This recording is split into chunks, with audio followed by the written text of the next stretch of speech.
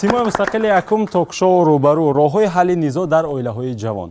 Ассалому алайкум бинандагони азизи телевизиони симои мустақили якум ток-шоуи ҷавонон рӯбарӯ манзури шумо аст ва мо дар доираи лоиҳаи ҳаёт ин филм нест ин чун шумо шоҳид ҳастед сеюмин сабти барномаро барои шумо пешниҳод карда истодаем ки унвон дорад роҳҳои ҳалли низоъ дар оилаҳои ҷавон. Агар шумо ёд дошта бошед мо дар ду барномаи қаблӣ вобаста ба интизорҳои ҷавонон аз ҳаёти оилавӣ ва ҳамчунин давраи мутобиқшавии оилаҳои ҷавон ҳарф зада будем ва ин барномаи хотимаи дар ин гуфта мумкин аст ки мавзӯҳи ҳаёт ин филм нест мебошад ва дар барнома мо даъват кардем омӯзгорони ҷавонро олимони ҷавонро аз донишгоҳи давлатии хуҷанд ба номи академик бобуҷон ғафуров ва ҳамчунин донишкадаи иқтисод ва савдои донишгоҳи тиҷорати тоҷикистон дар минбари баҳс қарор доранд Рано Ҳоҷибоева ва ҳамчунин Муҳаммад Шафақ Юсуфи. Ин ду нафар низ олимони ҷавони донишгоҳи давлатии хуҷанд ба номи академик бобуҷон ғафуров мебошанд ва ду нафар чун ҳамешагӣ барномаи моро коршиносӣ мекунанд.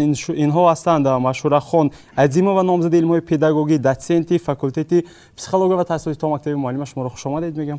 ва ҳамчунин устоди гироми қадри мо Усанов Равшан, доценти донишгоҳи давлатии хуҷанд ба номи академик бобуҷон ғафуров, номзади илмҳои фалсафа. Устод, шуморо хушомадед мегӯям.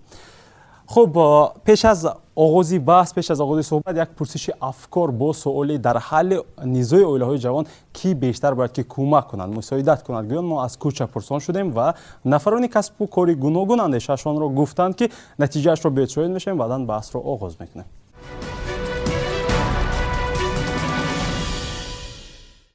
از کلان‌های هم وابسته البته جوانان حالی تجربه ندارند، جوانان حالی جوان هستند و یا حالی تجربه زندگی ندارند. البته من خیال میکنم که اول کلانسالا باید که تحمل کنند، کلانسالا باید یاد دهند.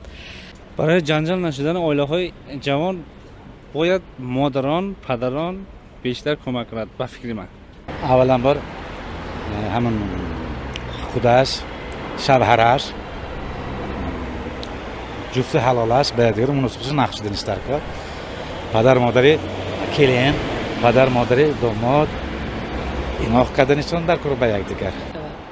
اگر همین جنجالی که درونی خانواده میشه درونی همون خانواده همین جنجال حل شود، اگر بیرون نمیبرده مردم بیگانه دانستنش چی ضرور؟ همش بر همون پدر و مادر روده که ما وای نکنیم اگر واها جنجال کرده ممکن عائله جدا میشد.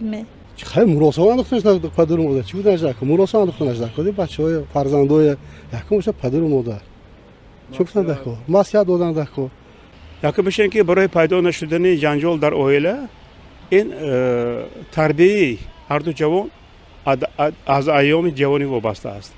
در کدام محیط باید تربیت می‌آورند، پدر و مادر چه مناسبت می‌کنند مابین خودشون، این نمونه میشد برای آنها. بعضی دخترایی که شوهر می‌کنند خانه می‌برند خودخواه ایگویست میگوییم ما همین خیلی هستند که میخواهند که فقط برای وها دیگران خدمت کنند و ها نمیخواهند خدمت کنند برای اهل عائله خودشون و هم اهل عائله که در اونجا زندگی میکنند. یکی همین سبب های میشد که همین حساب مناقشه پیدا میشد مابین عمک، قاینو، شوهر، هم حولو به کمک طرفی پدری مثل داماد مثلا طرفی اصلا حاضرش به کو طرفی دخترها دیگه پدر مادر دخترها کمک کردنشون دکار.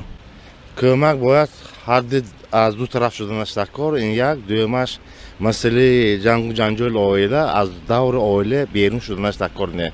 باید اینها خداشون مابین خداشون با فهم و فراسات خداشون باید حل کنن.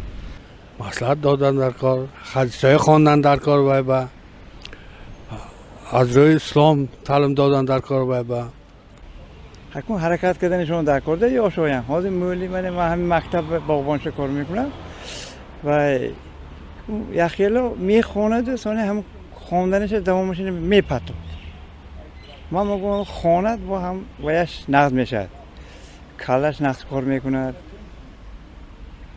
جهان بینی میشد همین ده.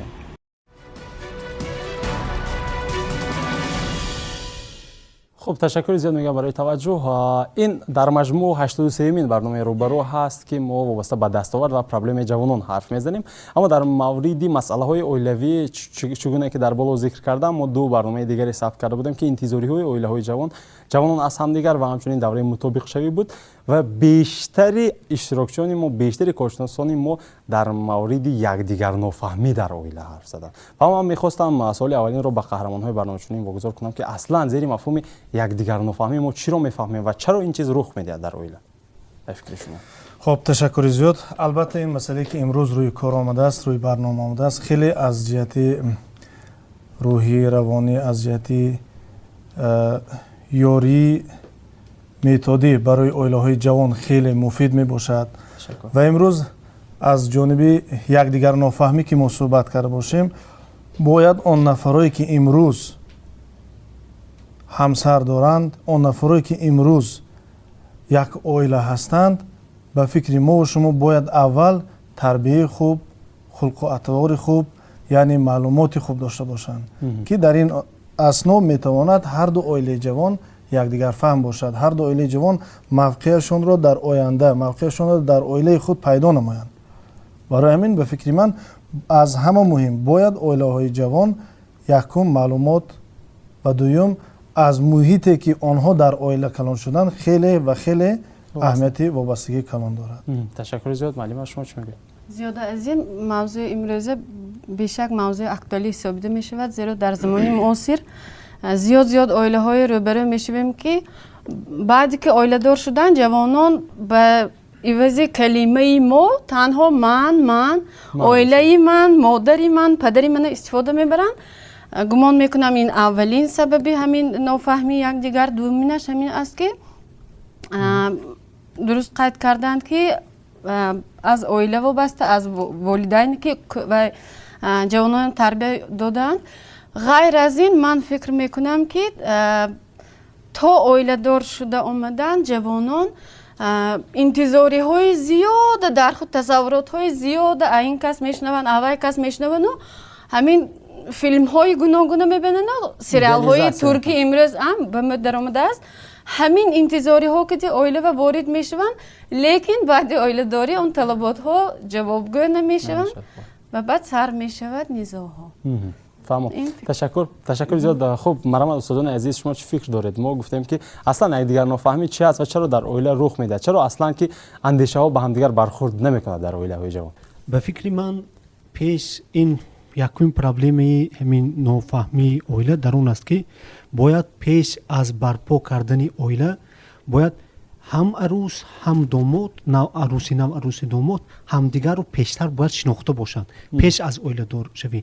یعنی مقصد اویله داری رو باید پیش از اویله داری باید درک کردن در کار. به فکر من همین است و برای همینم یک فیلسوف عصر میانگی محمد غزالی همین خوب میگوید که خوب درک میکنه همین اویله دار شوی رو به مثال مثلا میگوید که وقتی که پدری یعنی دامادی نو آینده پدر میشدگی باید در سیمای همسری میشدگیش اون رو بیند که آینده فرزند من کیه مادر گفته جیغ میزند، آیا لایق مادر بودن دارد یا ندارد.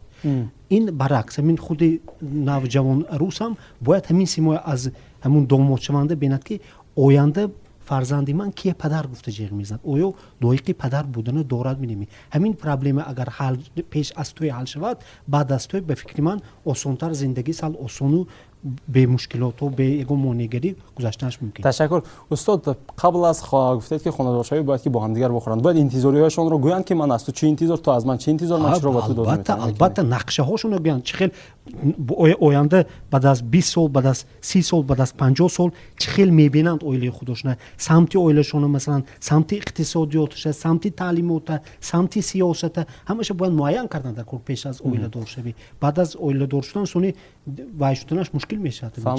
یعنی یک اندازه شرطنامه نانوشته باشد هم باید که باشد که از هم دیگر طلباتشان رو باید باشد.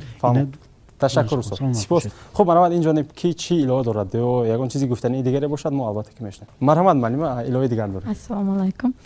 یک دیگر نفهمی به فکر من پیش از اون وقتی میشد که وقتی که هر کس اویله دار میشه پیش از مسئولیت حس کردن در کار، زیرا که اویله این مسئولیتی بزرگ است. اویله دار شدن مسئولیتی بزرگ است و وقتی که اویله گفتن اگوئیست نشدن در کار، به جای کلمه من کلمه ما رو استفاده بردن در کار. منفعت اویله رو اگر ما به نظر گیریم بعضن حالت ها به کمبودی همدیگر رو پیش کنیم ممکن یک دیگر نفهمی هم برطرف شود. фикри ман. ташаккур муаллима. агар бошад марамад иловаҳои дигар ҳаст ё ин ки не? агар не боз ҳам ман аз коршиносони барнома пурсон мешавам ки устод инҷо андешаҳо гуфта шуд, хоҳиш мекардам ки коршиносӣ намоед. хулосаи фикр мекунам ки устодони ҷавон аз шумо аст. муаллима аз шумо оғоз кунем ё ки устод аз шумо? муаллима марамад. ташаккур. сабабҳои ҳамин нофаҳмиҳо рӯй додан дар оилаҳо ман дар онро мебинам ки бисёри ҳозира ҷавонон ошиқиро пеш меоранд. яъне ки ошиқию муҳаббату ин дигар асту оиладорӣ дигар аст. вақте ки ишқу ошиқӣ меварзанд онҳо чуноне ки муаллима гуфтанд фикрашон тамоман дигар аст. яъне ки баъди оиладор шудан як масъулият ҳис кардан дар кор, яъне ки оиларо пеш бурдан дар кор. даври ошиқӣ дигар буд. ман тарафдори ошиқӣ ҳастам. ман намегӯям ки ман тарафдори ошиқ шудан нестам. лекин баъди оне ки баъди ошиқ шудан, баъди ошиқӣ варзидан оиладор мешавед, баъди оиладор шудан ҳаёт дигар аст. ҳаёт зиндагии пастиву баландӣ, талхиву шириниҳо дорад. аз ҳамин баландиву пастӣ, аз ҳама талхиву шириниҳоша мо аз ҳама монеаҳо гузашта тавонистанамо дар кор. барои ҳамин аз анамин монеаҳо гузаштан мо аз як гап монданамо дар кор, якти дигарашро қулт фурӯ дорданамо дар кор ва пеш аз ҳама агар ба ягон монеа дучор шавем агар аз калонсолон ёрӣ пурсиданамо лозим аст. ташаккур муаллима. саломат бошед. ташаккур. устод агар иловае бошад марамад мешунем. дар ҳақиқат имрӯз мавзӯъ хеле муҳим аст, мубрам аст. имрӯз як доғи рӯз аст, чунки дар ҷомеаи мо ҷудошавии оилаҳо хеле зиёд шуда истодааст. ин факту рақамҳо ҳам ина исбот мекунад. як чанд сабабҳо ҳаст ки оилаҳои ҷавон ина намефаҳмад ва дар натиҷа оилаҳо ҷудо шуда истодааст. ба аз рӯи илми социология як чанд сабабҳои ҷудошавии оилаҳо ҳаст. якумаш психофизиологӣ мегӯянд, яъне ҳарду ҷавон ҳоли ба оила сохтан, оила барпо кардан, ҳоли аз ҷиҳати рӯҳӣ тайёр нест. ин якум ҷиҳаташ. ва физиология, аз ҷиҳати физиология ҳам омада нест. чунки вай 18 сола духтара мо имрӯз тӯй карда дигар хонаба фиристонида истодем. вай хонаро ҳоли муҳиташа намедонад. вай баъзе корҳое ки дар ин хона мешавад ҳамаша ба иҷро карда наметавонад. яъне аз ҷиҳати физиологӣ вай ҳоли омада нест. ва дуюмаш аз ҷиҳати рӯҳияташ беам омада диҳем ки ин оила барпо карда метавонад оянда. оила ин гуфтан ин як системаи пурмасъулият ҳаст ки ин ҳама инро уҳдаш баромада наметавонад. дигар дуюм сабабаш ҳамин ки дар илми социология мегӯянд социомаданӣ, яъне социомаданӣ, яъне ҳамин хел оила ҳаст ки як дериш ки худо анда мешавад, лекин аз баъзи ҷиҳатҳо як оила аз ҷиҳати фарҳанги баландтар инаш пасттар аст, ё ки инаш баландтар, тарафи духтар баландтар, тарафи домод пасттар аст. ҳамина фаҳмондан дар кор ба ҷавонон ки духтар мегӯяд ки дар оилаи мо ин хел тавр нест ва домод мегӯяд ки дар оилаи мо ин хел тавр нест. барои ҳардушо баробар кардан ба падару модар ва атроф ина маслиҳатҳо додан дар кор, баъзе фикрандешаҳои худашро гуфтанаш дар кор, дар байни онҳо ҳамдигар фаҳмӣ пайдо мешавад. сеюм омил ҳамин ки ина мо имрӯз пурра гуфта истодем, омилҳои беруна хеле зиёд аст. таъсири омилҳои беруна хеле зиёд аст. пештар мегуфтанд ки падар модар дахолат мекунад ба оилаи ҳарду ҷавон. ин ҳоли кӯҳна шуд. ҳозир омилҳои беруна, таъсири омилҳои беруна хеле зиёд шуд. телефон, интернет, телевизионҳои гуногун, телеканалҳои гуногун, филмҳои гуногун, ин хеле зиёд шуд. ва як дигар ман фикрандешаи худро баён кардан ҳастам ки дар оилаҳои ҷавони мо як мафҳуми фалсафӣ ҳаст, маърифати оиладорӣ намерасад. ин сабабҳои яке аз сабабҳои асосии ҳамин ки маърифати оиладориро мо намедонем. бисёр духтарои мо дар бораи оила маълумот надорад. на падараш шунидааст, на модараш шунидааст, на бибияш ё янгаш шунидааст. ё ки писарои моям мебахшидон Россия рафта 7 сол 6 сол کار کرده آمده یک بار اویله دار میشد درباره اویله معلوماتش نیست یعنی معرفتش نیست دانشش نیست برای این هم آنها یک دریشه نمیفهمد در نتیجه همین نیزاها پیدا میشود همین مسئله به ما دقت دادن ما در کار و من یک چیز تکلیف میکنم در جمهوری تاجیکستان این چیز خیلی توجه زیاد شده ایستاده است یعنی کتاب خواندن در کار بسیار جوانای ما کتاب نمیخوانند در کتاب هم مناسبت های اویلوی همین خیلی در سطح بلند نشان داده شده است که همین هم خوانده اویله برپا کنه خیلی خوب میشه. تشکر استاد. سوال دیگر چنین است که در جوانان چرا غضب خود رو اداره کردن نمیتوانند؟ بیشتر مورد مثلا از همدیگر گذشت کردن نمیتوانند یا که فکری من غلط است. اصلا ما گذشت کردن میتوانیم یا اینکه نه جوان ها مثلا؟ البته گذشت کردن میتواند. نو با یک سببایش که گذشت کردن نمیتواند. البته جهان امروز برای ما و شما تاثیراتی خیلی و خیلی چقور میدهد.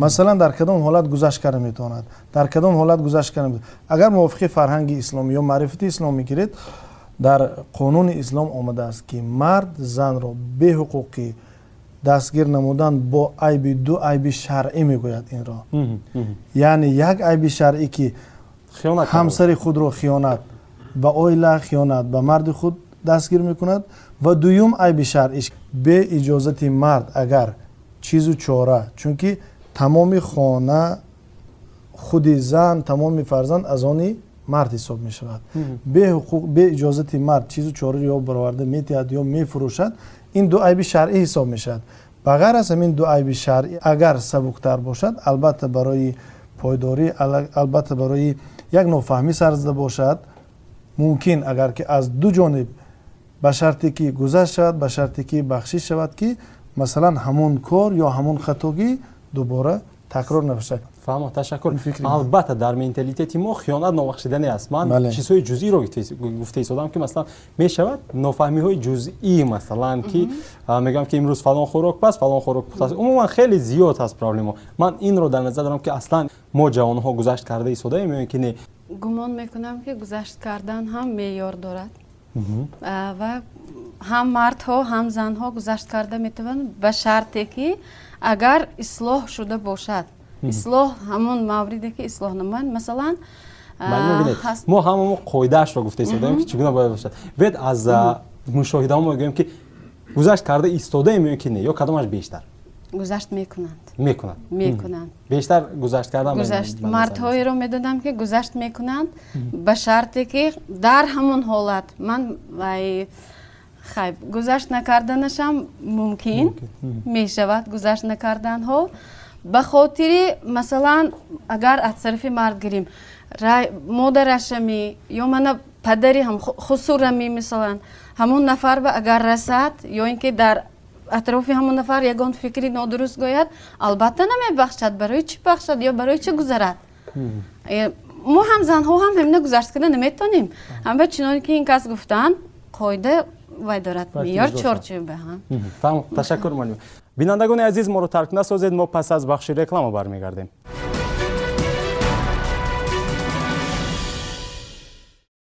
مرحبا دوستان عزیز چی علاوه هست ما گفتیم که ما امروز بیشتر گذشت میکنیم یا اینکه گذشت کردن نمیتونه کدامش بیشتر به مشاهده میرسد تشکر زیاد السلام علیکم چون ما اینجا بسیار استادان گفتند فکرهای خوب بود لیکن چون مشاهده میکنیم نظریوی است لیکن من اینجا باید یک چیز رو تاکید کنم که بزرگواری میگوید خوشبختی یا اینکه عشق مهر محبت سرچشمه خوشبختی اویله شده نمیتواند به واسطه سرچشمه خوشبختی اویله پیش از عشق و مهربانی و محبت این صبر است صبوری است ماس یکی از عامل‌هایی که امروز اویله‌های جوان جدا شده ایستادند همین صبر نبودن یا اینکه صبوری نرسیدن تحمل پذیری یا اینکه طاقت پذیری نداشتن جوانان است این یکمین عامل دیگر عاملی که هست چون اینجا استادم قید کردند نادرست گرفتن تربیت در اویله است چون تربیت اصلا از اویله آغاز می شود حتما انما جوانی که در یک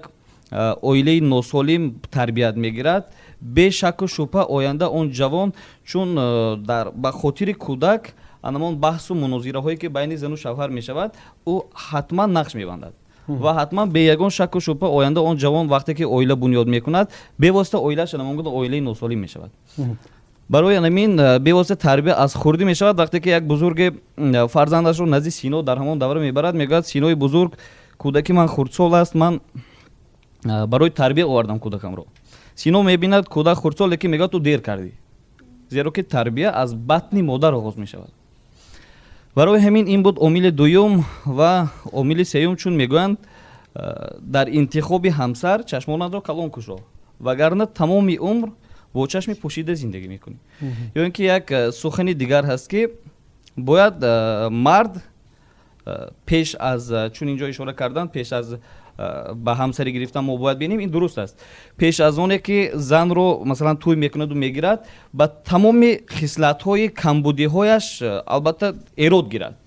лекин баъд аз оне ки занро гирифт, ба ҳар як кори майдачудаиву эрод гирифтан ҳам нодуруст аст. ту эрод мегирӣ, пеш аз ӯро гирифтан тамоми хислатҳояшро омӯз. агар ки писандест нагир, ва агар ки гирифтию ягон хатогӣ дидӣ, хатогӣ шояд майдачуда бошад, ту ба ҳар яктои он эрод нагир, ки ин масалан хислати мардӣ нест. фаҳмо, ташаккури зиёд. Ташаккур устод Хорихонов. Марамат. зеро ки дар урфият ҳастанд хушдоманҳое ки агар мақоли вайба нигоҳ кунем, хушдоман қапоқи дег мегӯянд. ин дуруст аст.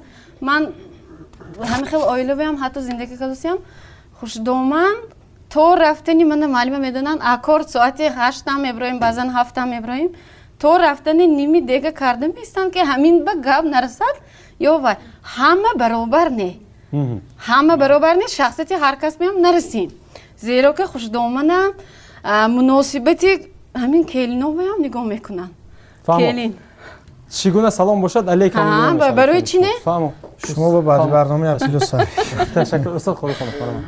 вақте ки мо саодат мегӯем, моҳияти саодата вақте ки фаҳмида намешавем, омили асосии саодат сабурӣ не, омили асосии саодат муҳаббат. анакнун бояд муҳаббата мо шиносем ки муҳаббат кадом самт ба бошад.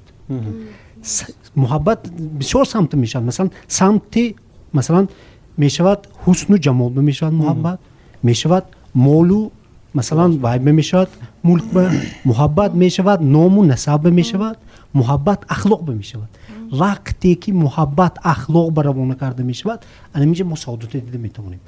сеи дигараш ба саодата дида наметавонем. барои ҳаминам омили асосии хушбахти саодат ин муҳаббат аст ва самти муҳаббата бояд шинохтан дар кор ки вай кадом самт ба равона шудааст муҳаббат, баъдтар хушбахтӣ ба даст омада мешавад. анакнун вақте ки мо мегӯем дар бораи низоъ сухан мекунем, низоъ ман вай духтароне вай кардани не, масалан гирем агар зери муҳокимаи танқидӣ гирифтан нестам, масалан духтарам бояд донистан дар кор, вай аз як масалан оила, вай оилае ки тамоман иқтисодиёт унҷо дигар хел, сиёсат унҷо дигар хел, муносибат дигар хел, фарҳанг дигар хел, тамоман дигар мамхуди дигар мамлакат ба омадагӣ барин дигар ҷо мебиёд ки муҳит тамоман дигар, унҷо иқтисодиёту ҳама чиз дигар ва дар ҳамон ҷа мавқеи худаша ёфтанӣ мешавад ва вақте ки мавқеи худаша ёфтанӣ мешавад ва мавқеи худаша барои ёфтан мубориза мебарад. ҳамин вақти муборизанда шояд чӣ шавад, нофаҳмиҳо зиёд шуда равад. вақти мавқеи ҷудо кардан, мавқеи ёфтан ба ҳамин ҷа мутобиқ не, мавқеи ёфтан ба мавқеаши муайян карданӣ мешавад ки мавқеи ман анин ҷо ба анин хел зинава гуфтанӣ мешавад. барои ҳамин низоъҳо пайдо мешавад. барои ҳамин ҳар ҷо ба тарозию санги худаша дорад. ҳамун бояд мо кадом ҷо санга мондани мо дар тарозу ва кадом ҷо ба мола мондани мо дар кор.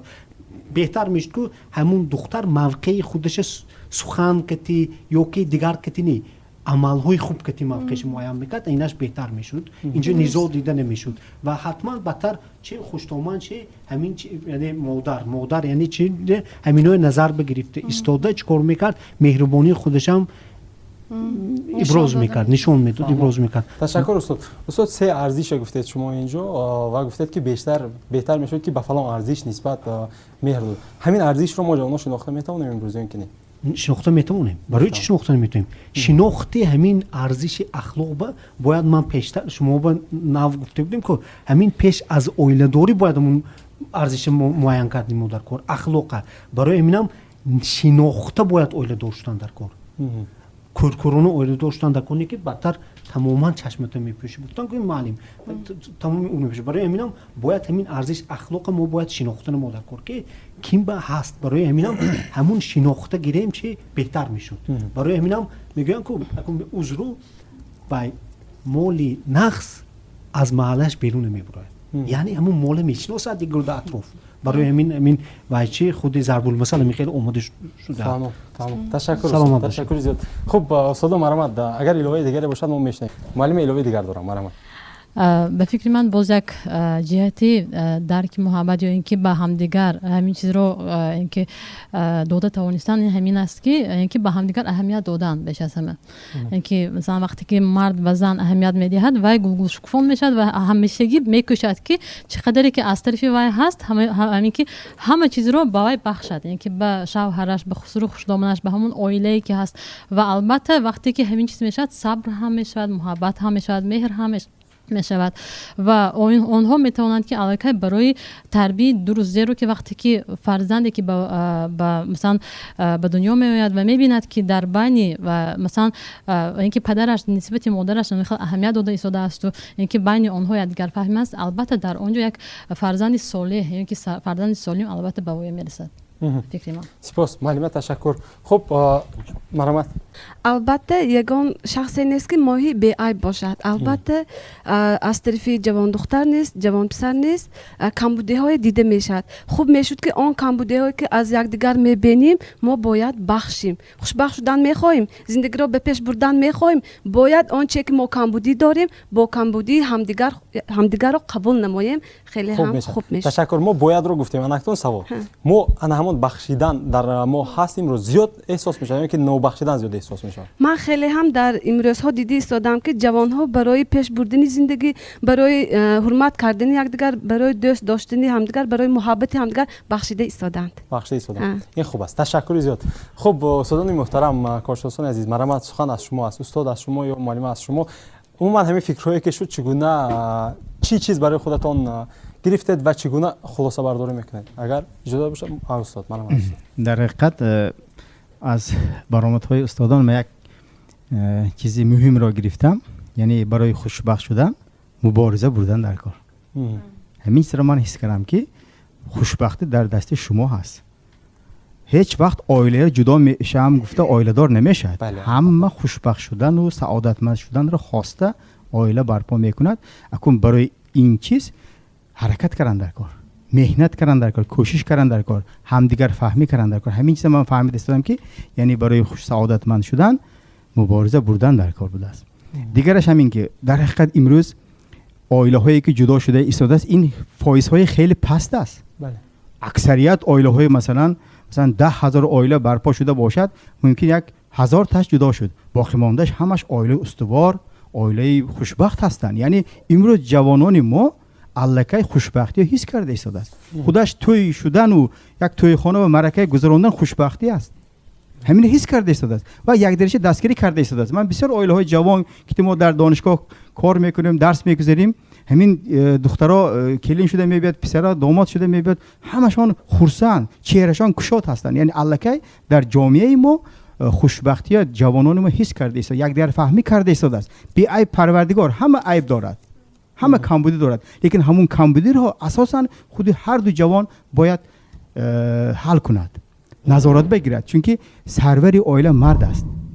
сарвари оила мард шудан пас мард бисёртар бахшиданаш дар кор нисбат ба духтаро. сону боз вай хизматҳо дигар хел мешавад, меҳрибониҳо дигар хел мешавад, муҳаббат ҳам албатта чӣ мешавад, аз ҳайрату ҳавас ба муҳаббат табдил меёбад, оила устувор мешавад. ташаккур устод. сипос. ташаккур зиёд. марҳамат дар фикри шумо. хуб марҳамат. боз ҳаминро гуфтани ҳастам ки дар мактабҳои миёна дар синфҳои 10-у 11 бояд фанҳои маърифати оиладориро барпо кардан дар кор.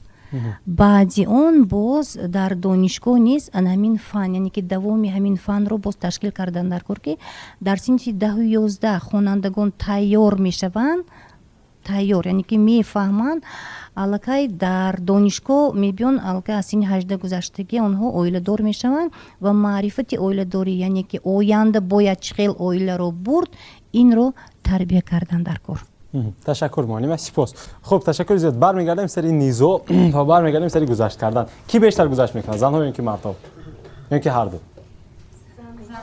занҳо. ҳама бо як овоз гуфта истоданд ки занҳо гуфта истоданд. масалан занҳои муҳтарам, чаро масалан ба фикри шумо мо мардҳо нисбат ба шумо камтар гузашт мекунем? чаро масалан? дуруст қайд кардед. ба фикри ман ҳам занҳо бештар гузашт мекунанд, зеро ки беҳуда дар урфият нагуфтанд ки зани хуби порсо кунад марди дарвешро подшоҳ. аз ҳамин хотир бештар ба хотири гузашт кардану зиндагиша беҳтар кардан зан ҳамеша мекӯшад таҳаммулпазиро бошад ва шавҳари худашро дар ҳама ҳолат дастгирӣ кунад, пуштибони оилааш бошад ва аз ҳамин хотир бештар занҳо гузашт мекунанд. хуб ҳаст мустаҳкамии оила. фаҳмо, ташаккур.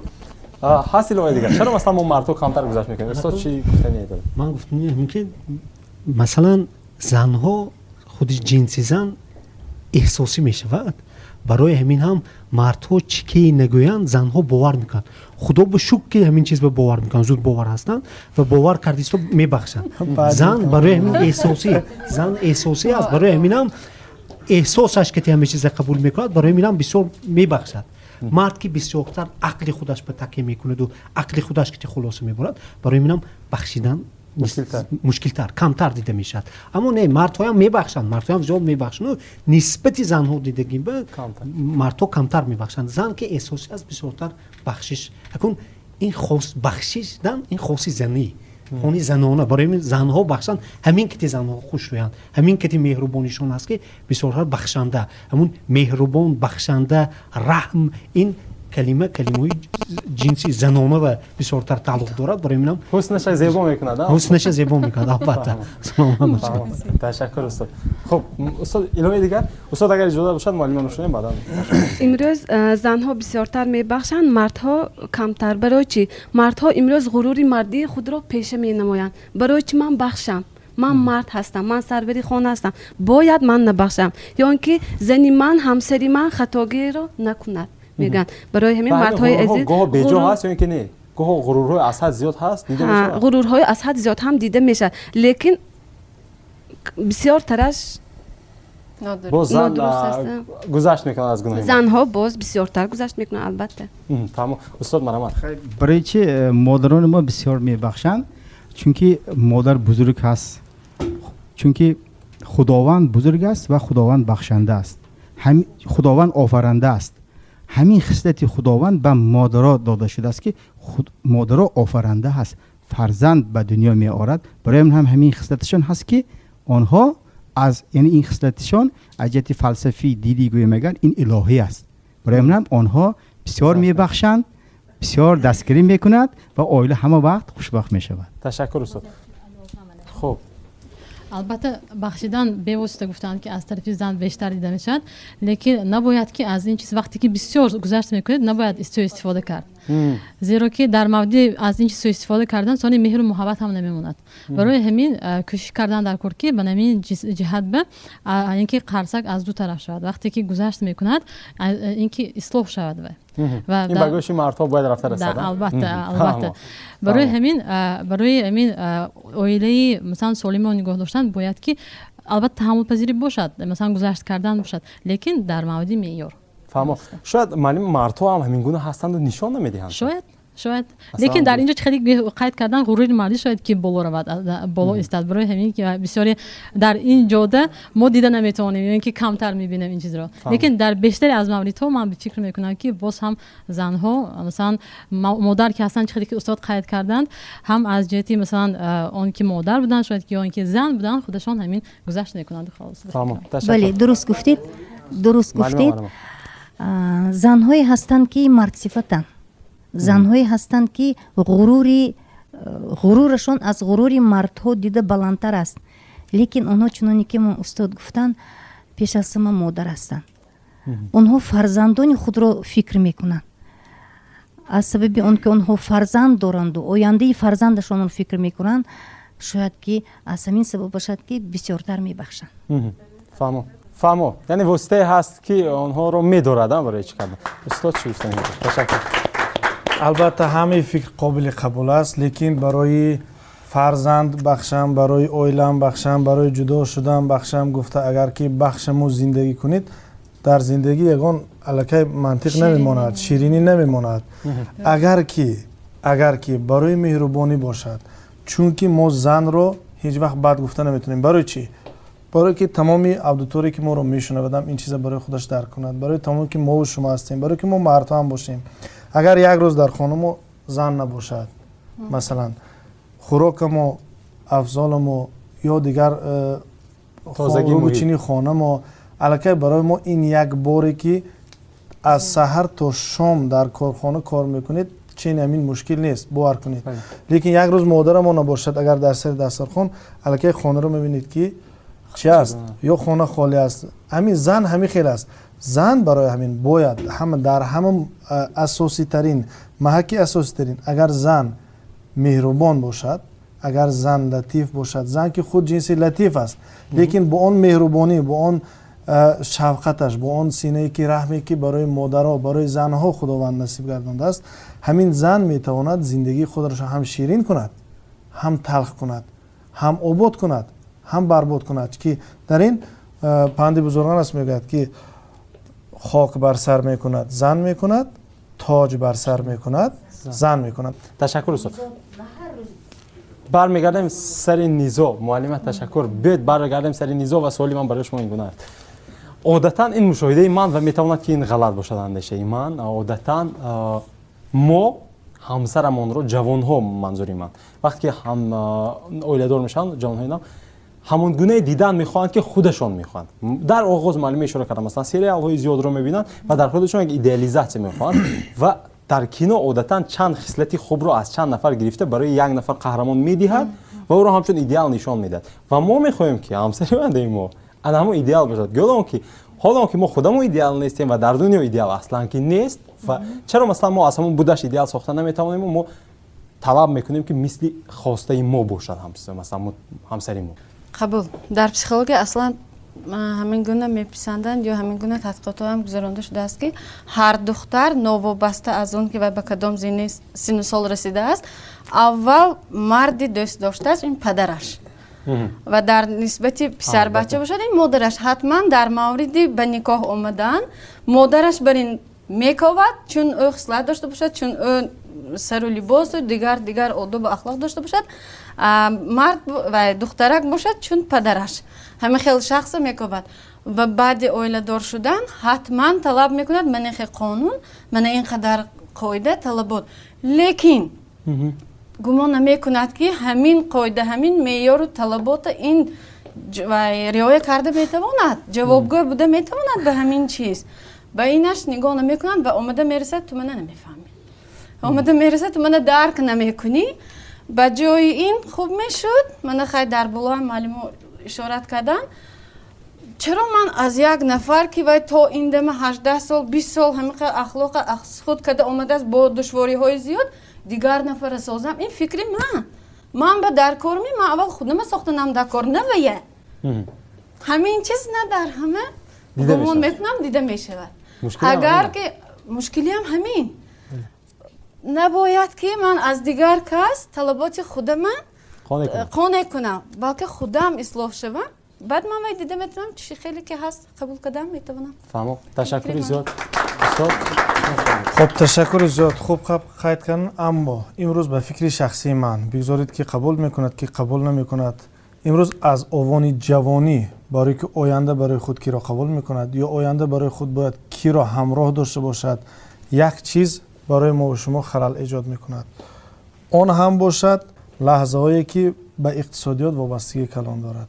имрӯз ҳам ҷавон духтар, ҳам ҷавон писар аз овоне ки мактаб мехонад ва якумин дараҷа ишқ дорад ба пул, ишқ дорад ба чиз, ишқ дорад ба фалон чиз, яъне пулу молу ҳирси дунёӣ аз илму дониш як қадам пеш гузаштагӣ аст. чаро охир мо арзишро намешиносем? масалан арзишро мо ба мол медиҳем. барои ҳамин ки барои чӣ мо арзишро намешиносем, барои арзишро шинохтан вазифаи дабистон, вазифаи кӯдагистон, вазифаи мактаби миёна, вазифаи донишгоҳ дуюм дараҷа меистад. вазифаи якумин дараҷа ин ба зиммаи падару модар аст ки агар масалан ман дар оила ҳар шом хӯрок мехӯрем, ба оила мегӯям ки хай ташаккур барои як хӯроки хеле бомазза. ман ин ҳолатро мушоҳида кардам ки як ҳафта ман ин ҳолатро иҷро кардам. дар рӯзи ҳафтум ё ҳаштум ки ман ҳамин сухан нагуфтам, ҳушам ба телевизион шуд ё ҳушам ба як кори дига шуд, духтарчи ман аллакай 3 сола аст, омад мегӯяд ки ташаккур нагуфтӣ, ё аллакай ин рефлекс аст, аллакай ин одат мешавад.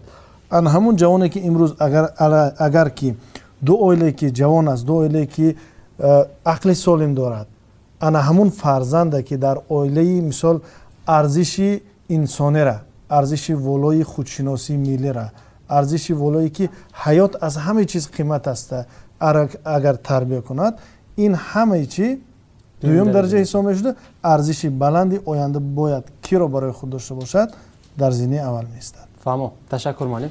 устод марамад, мо назар мекунем ба ибтидои офариниш, вақте ки занро аз қабурғои чапи мард офаридан, қабурғое ки дил ба наздик, яъне зани дӯст доштан дар кор. ва ҳамун қабурғо каҷ аст, вай ҳамун каҷист ки ти қабул кардан дар кор. вақте ки ман вай рост мекунам гӯяд вай қабурғо мешиканад. барои ҳамин ҳамун каҷист ки ти қабул карда истода, ҳамун каҷист ки ти истифода бурдан дар кор зиндагинда, ва ҳамун каҷиша ҳамчун рост дида тонистан дар кор. рост кардан не, рост дида тонистан дар кор. ва ҳамин ки ти низоъ ҳам намешавад ва шахси мехостагитона мебинед ва шахсе ки мехоҳеду ва ҳамун шахс ки ти зиндагӣ мекунед ва зиндагиотон чӣ мешавад, осонтар мешавад. барои ҳамин ҳам зане чӣ хеле ки ҳаст бояд ҳамин хел қабул карда. ташаккур маълим, ташаккури зиёд. устодони азиз, аз ҷониби номзади илмҳои фалсафа, омӯзгори донишгоҳи давлатии хуҷанд ба номи академик бобоҷон ғафуров, Фариддин Ҳудибоев, як инфографика омода шудааст ки ба саволи ҳангоми сарзании низоъ ба кӣ бештар муроҷиат мекунед ҷавоб гуфтаанд. бояд онро шоҳид мешавед.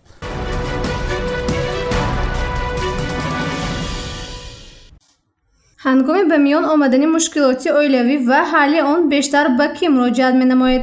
800 нафар ҷавоб додааст.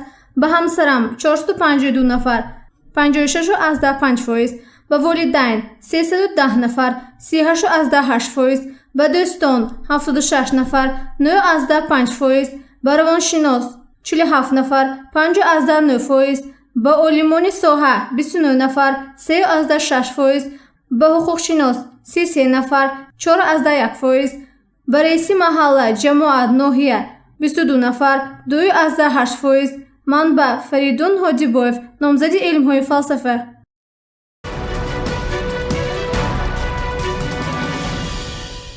хуб, қабл аз оне ки ба коршиносони барнома ман суолро вогузор мекунам, охирон суол ин хулосаҳои шумо мешавад. ҳамин гуна аст ки бозам барои камтар содир шудани низоъ, бозам барои ба саодат расидан, ба хушбахтӣ расидани оилаҳои ҷавон, худи мо корро аз чӣ оғоз кунем, чӣ тавсияҳо медиҳед ба он ҷавонон, ба он нафароне ки ба он ҳамсину соли худамон ки дар назди мониторҳои худ моро мебинад? ин хулосаҳои шумо мешавад. марамад. хуб, ташаккури зиёд. ман чанд рӯз пеш ба воситаи синемо як ролик тамошо кардам ва албатта аз давлати хориҷӣ буд. дар ҳамон ролик лаҳзаҳои циркиро нишон дод. кингуру, ҳайвони кингуруро ҳамихе омӯзондиянд ки ман дар ҳайрат мондам. ба ғайр аз ин кингуру дар ҳамон барнома ана ҳамон моржҳое ки хеле мисол фарбегии калон доранд, моржҳои баҳрира ҳамин хел омӯзонданд ки анамон ҳолатҳои циркиро иҷро мекунад ки ман шахсан дар ҳайрат мондам. албатта ин барои чӣ гуфтам? ин барои он ки дар ҳолате ки морж ки баҳрӣ аст, забон надорад, ақл надорад, ин қадар корро иҷро мекунад, пас барои мо шумо чӣ намерасад имрӯз? Ки хушбахт бошем. Пас барои мо шумо ки ҷавон ҳастем имрӯз, ҳам ҷавон зан аст, ҳам ҷавон мард аст, ҳам як оилаи нав бунёд мекунад. барои мо шумо чӣ намерасад? мо ҳам метавонем созем, ҳам метавонем созем. сохтан дар он масъала ки мо бояд ба ақлу солими худ амал кунем ва ба фикри ҳар яке ки барои мо шумо ин хел кунӣ, ин хел мешад, ин хел кунӣ, ин хел мешад. ҳар як кас бояд роҳи худаш дар зиндагӣ барои худаш дошта бошад ки мақсад дошта бошад ки ман оилаам хати мисол ҳамин хел мекунам, ман оянда барои ҷамъият маним хел насл пешниҳод мекунам, ман оянда барои худам маним хел корҳоро чикор мекунам, боқӣ мегузорам. дар ин ҳолат ҳар як ҷавон, ҳам ҷавонзан, ҳам ҷавонмард метавонад дар ҷамъият як мисол падидаи нек бошад, як оилаи хуб бошад, як оилаи солим бошад ки нафъаш ба ҷамъият бештар бошад. Ташаккур маълим. Сипос, ташаккур зиёд. Маълима Марват, хоҳиш мекунам мухтасар. Якумин вай тақлид накардан. Муқаллид набудан. Муқаллид як ба ягон вай бешаку шубҳа вай ҳаёти вай, ин ҳаёти ман дигар. ин якумаш. Дуюмаш, ҳар духтар, ҳар ҷавон духтар вақте ки оилаи дигар ба меравад, гумон кунад ки вай дона асту, гӯё аз як вай ҳамин таги замин ба донаи чихе мепошид, ҳамун ҷува вақте ки месабзад шамол ба мана жолои барф борон ба чихел ҳамун рост мешавад, тоқат мекунад. ана ҳамин бо ин оилаи модараш, падараш ин оилаи дигар кас ани худаш не.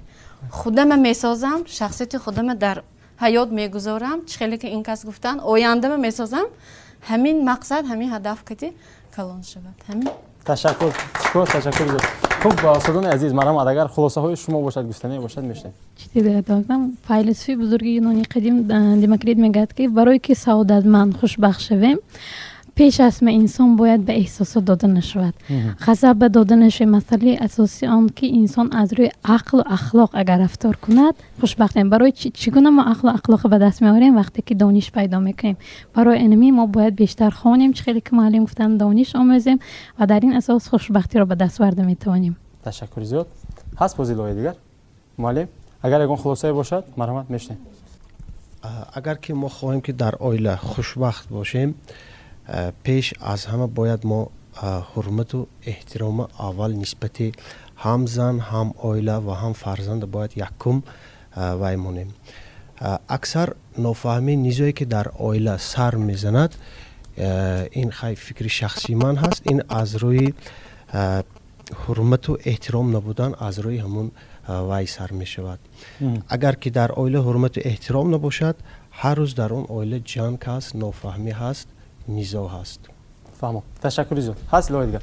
Маълим, чӣ гуфтание буде?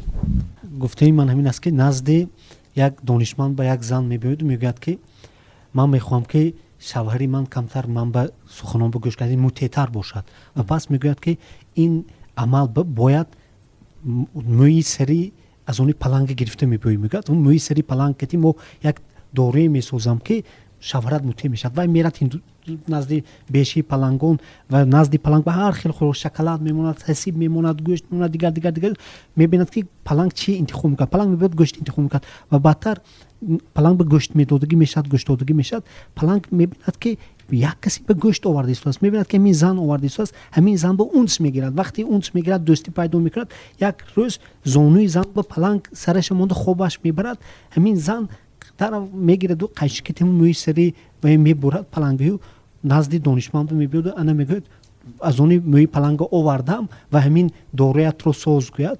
ва донишманд мегӯяд ки паланги даррандая зери итоати худат ба даровардию шавҳарата наметавонӣ мегӯяд. шавҳар инсона наметавонӣ ки вақте ки паланги даррандая дароварӣ бояд чиам тони ту маҳорате дорӣ ки яъне инсонҳоям ба даст биёрӣ. барои минам рав беҳтар занат ба михел муносибат, ин шавҳарат ба михел муносибат кун, шавҳарата мутеъ ту мешавад мегӯяд. саломат бошед. ташаккур зиёд. саломат бошед. ташаккур, сипос. хуб, устоди азиз Марҳамат, муаллима аз шумо ё ки устод аз шумо? муаллима Марҳамат. ташаккур.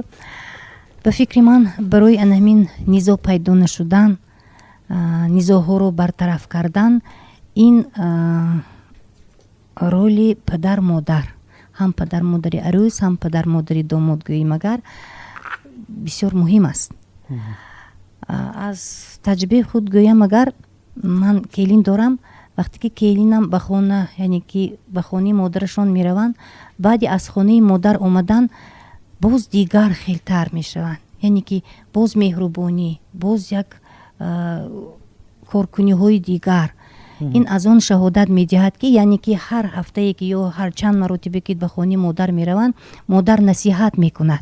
шумо дарк мекунед? бале, ман инро дарк мекунам ва мехоҳам ки агар модар баъзе дар оилаҳое пайдо мешавад ки вақте ки келин ба хона мераванд мегӯяд ё шавҳараш ё хуштоман намехоҳанд, ин қадрам ҳар ҳафта меравед, бигзор ва ин ҳафта меравад ё пагоҳ равам мегӯяд, баъди вай модараш мегӯяд ки ту ин қадрам бисёр омаддозӣ, ӯ айб аст. ба ҳаминро мегӯяд модарон. яъне ки аз ҳаминҷа пойдории оила, яъне ки рав ба шавҳарат ин хел муносибат кун ё ба хушдоманат ин хел муносибат кун, ин ҷудо ҳам аҳамияти калон дорад. ё мегирем дар хона модари домод, модари писар, ӯ ҳам ба писараш насиҳат карданаш дар кор, ки дида истоди ки вай чӣ хел ба мо муносибаташ беҳтар аст ё чӣ хел рафтор карда истодааст, туро низ эҳтиёт кун, баъзе дар ҳолато ба сайру гашт бард гуфта истоданд дар кор. фаҳмам. Ташаккур маълим. Сипос, ташаккури зиёд. Устод Марамат, хулосаи шумо. хулосаи ман ҳамин ки барои ҷавонон як чанд пешниҳодҳо, тавсияҳо дорам ки бояд оилаи онҳо барбод нашавад, низоъ нашавад ва оилаи хушбахт шавад. Якум, дар оила бояд муҳаббат бошад. дар Аврупо ресторан ба мераду ду тарафи столба шишта як деришба муҳаббат изҳор мекунад. лекин дар мо, дар менталитети мо ин хел чиз нест.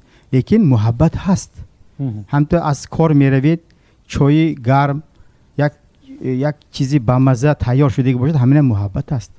ё ки як гул бурдан аз тарафи мардак ҳам муҳаббат аст. хай мо ошкор намекунем. ин хел аврупоиё бар ин масалан мо ино намоиш намедиҳем, лекин ҳамин чиза мо ҳис кардана мо дар кор, ҳам мард ҳам зан ҳис карданаш дар кор. ё ки дар ошхона зан ягон таом тайёр карда истодаг бошад, мардаш омада кӯмак кунад, ҳамина муҳаббат аст. ҳамина ҳис карда тавонем. яъне дар оила бояд байни ҷавонон муҳаббат шавад. дуюм, сабру тоқат бошад. чунки падари идеали шумо, модари идеали шумо якбора ин хел нашудааст. вайҳоям дар солҳои гуногун шишта хеста ба ҳамин дараҷа расидан. барои ин дар симои занатон модара дидани бошед ва я тарбия кунед. дар симои шавҳаратон падар дидагӣ бошед ва я тарбия кунед. ва сони оила боз хушбахт мешавад. ва аз ҳама сеюм таклифи ман ҳамин ки, тавсияи ман ҳамин ки барои хушбахт шудан мубориза баред. мубориз бошед. ташаккур. сипос, ташаккури зиёд. ташаккур мегам устод барои шумо. хуб, бинандагони азиз, ин барномаи рӯбару мавзӯи сеюм дар доираи мавзӯъ ё дар доираи лоиҳаи ҳаёт, ин филм нест буд ва унвон дошт имрӯза мавзӯи мо роҳҳои ҳалли низоъ дар оилаҳои ҷавон. хуб, инҷо иштирокчиён аз бештари иштирокчиён аз донишгоҳи давлатии хуҷанд ба номи академик Бобоҷон Ғафуров ва ҳамчунин устод аз донишкадаи иқтисод ва савдои донишгоҳи тиҷории Тоҷикистон омада иштирок карданд. андешаамонро мо гуфтем, баҳс кардем, албатта хулосаи дуруст аз худи шумо аст. ман ҳам ду андешаамро дар роҳи интиҳо мегӯям. агар қабул кунед, вагарна бозам мегӯям ки хулосаи дуруст аз худи шумо аст. модар вақте ки ғазабнок мешавад, шояд кӯдакашро надониста мезанад ва пас аз 5 ё 10 дақиқа дар оғӯш мегирад ва боз буса мекунад. ин маънои онро дорад ки мо ҳатман ки бояд ки ғазаби худро идора карда тавонем. ва вақте ки модар ғазабнок фарзандашро мезанад ва баъдан афсӯс мехӯрад ва боз албатта оғӯш мегираду ӯро буса мекунад. аз ин нуқтаи назар дар мавриди ғазаб мо бояд ки тасмим нагирем. дуюми масъала ин аст ки агар дар як зарф ним об бошад, баъзеҳо метавонанд холигии зарфро бинанд ки нимаш холӣ аст, аммо баъзеҳо метавонанд бинанд ки ними зарф пур аст. ва инҷо байти машҳури назарро нағз кун то нағз бинӣ, гузар аз пӯст кун то мағз бинӣ ба хотир мерасад. агар мо дида тавонем, ҳатман ки мо ба саодат хоҳем расид. ин андешаи мо буд ва боз ҳам хулосаи дуруст аз худи шумо аст. бинандагони азиз, ин барномаи рӯбарӯ буд. рӯбарӯ бо шумо. хайр.